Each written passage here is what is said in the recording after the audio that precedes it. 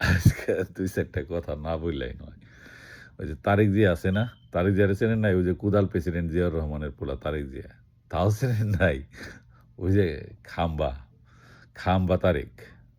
এইবার নিশ্চয়ই চিনছেন খাম্বা তারেক। ১০% কইলেও চিনতে পারেন। দুর্নীতিতে পরপর ৫ বার চ্যাম্পিয়ন হয়েছিল সেই খালেদা জিয়ার আমলে। সেই খালেদা পুত্র তারেক জিয়া। হাওয়া ভবনের তারেক জিয়া। চিনছেন? যে নাকি ১০ ট্রাক অস্ত্র মামলার অন্যতম আসামিদের একজন। ২১শে আগস্ট গ্রেনেড হামলার আসামিদের একজন। একটা লাশের বদলে ১০ টা লাশ ফালাই দেওয়ার কথা যে বলছিল, সেই তারেক জিয়া। চিনছেন তারেক জিয়ারে? যারা সারের জন্য মিছিল করছে যেসব কৃষক, তাদের বুকে গুলি দেওয়ার যে মাস্টার প্ল্যান, সেই তারেক জিয়া। যারা বিদ্যুতের দাবিতে রাস্তায় নামছিল, তাদের গুলি কইরা মারার যেই মাস্টার প্ল্যান, সেই তারেক জিয়া।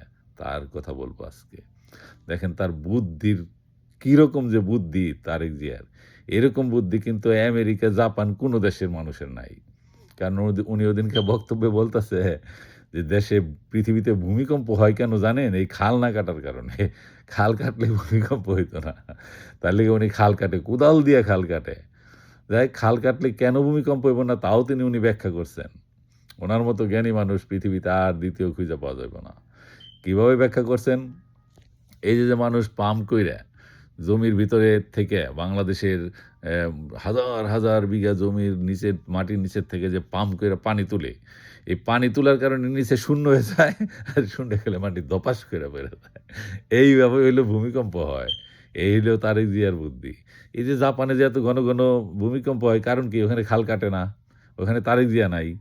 এই যে আমেরিকার ক্যালিফোর্নিয়ায় যে এত ঘন, ঘন ভূমিকম্প হয়, কেন ভূমিকম্প হয়? কারণ এখানে খাল কাটে না। তারেক আইনা যে এখন পর্যন্ত কেন বাংলাদেশ, আমেরিকা, এই নরওয়ে এরা কেন যে ডাইকা এনে এরে নোবেল পুরস্কার দেয় না, তা তো আমি বুঝতাছি না এখনো। ভবিষ্যতে হয়তো উনি নোবেল পুরস্কার পেয়ে যাবেন। কারণ এই আবিষ্কার এখন পর্যন্ত কেউ করতে পারে নাই। সবাই খালি বলে টাইটানিক প্লেট, টাইটানিক প্লেট। এটা এত টাইটানিক প্লেট নাম উচ্চারণ করতে অত কষ্ট লাগে। সবচেয়ে সোজা পদ্ধতি হইল খাল কেটে দিবেন। খাল কেটে দিলে আর ভূমিকম্প হইব না। এটা হইলো আমাদের তারেক জিয়া। আবার দেখেন কালকে কি বলছে? নজরুল ইসলাম নাকি ২০১৪ সালেও বাইচা ছিল, আমরা তো জানি না। আমরা তো জানি ১৯৭৬ সালে কাজী নজরুল মারা গেছে। কিন্তু আমাদের তারেক জিয়া ঠিকই খুঁজা বাইর করছে নজরুল ইসলাম, ওই যে রফিজউদ্দিন দারোগা নামে এক লোক, তারে শিমুলিয়া গ্রামে নিয়ে গেছিল ২০১৪ সালে। আপনারা কেউ জানেন? হায়রে! আমি যদি জানতাম আমি যেকোনোভাবে যায়া নজরুলের সাথে একটু দেখা করে আসতাম। কিন্তু দেখেন আমাদের এই এই খাম্বা বাবা, আমাদের এই যে কাঠ বাবা, তারেক জিয়া কত কিছু জানে, কত অজানা রে! তারেক না দেখলে আপনারা বুঝবেন না। মাঝে মধ্যে দেখবেন এমন সব কথা বলে যা আপনারা কোনোদিন শুনেন নাই। একেকটা আজগুবি কথা, আজব কথা সে বলে। তারপরে এই যে পদ্মা সেতু নাকি উনার মা বানাইছে। এই যে পা পার রং রূপপুর পারমাণবিক বিদ্যুৎ কেন্দ্র, এইটা উনার মা বানাইছে। উনারা সবকিছুতে ১ম বানায় ফেলাইছে। উনি আবার ঢাকা ইউনিভার্সিটিতে পড়ছে, আমরা কেউ জানলাম না। দেখছেন এত জ্ঞান, এত জ্ঞানী, এত বিখ্যাত মানুষ, এত বিখ্যাত প্রেসিডেন্ট পৃথিবীর কোথাও নাই।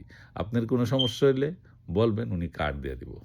উনি একটা বিশাল বড় প্রেসিডেন্ট।